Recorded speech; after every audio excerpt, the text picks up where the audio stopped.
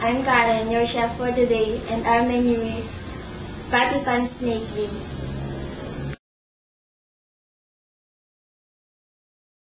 Our ingredients are young corn, chopped onion, garlic, carrots, cabbage, asparagus, cauliflower, chopped red bell pepper,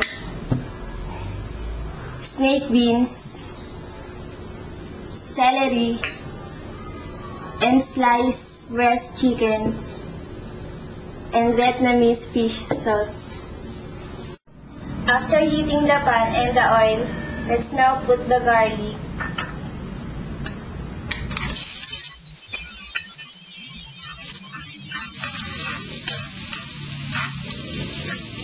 the onion,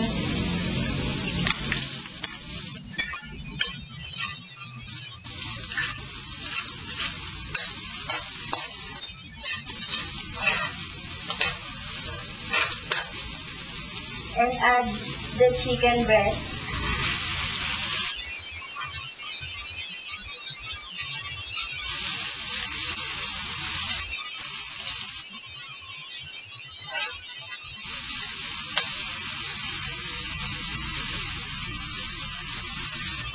And then cover the pan until 10 minutes.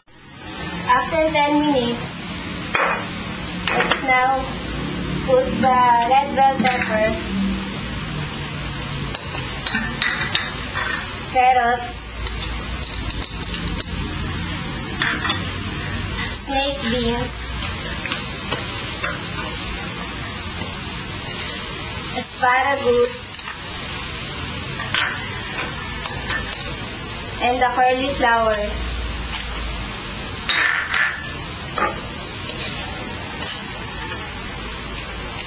And add the young corn.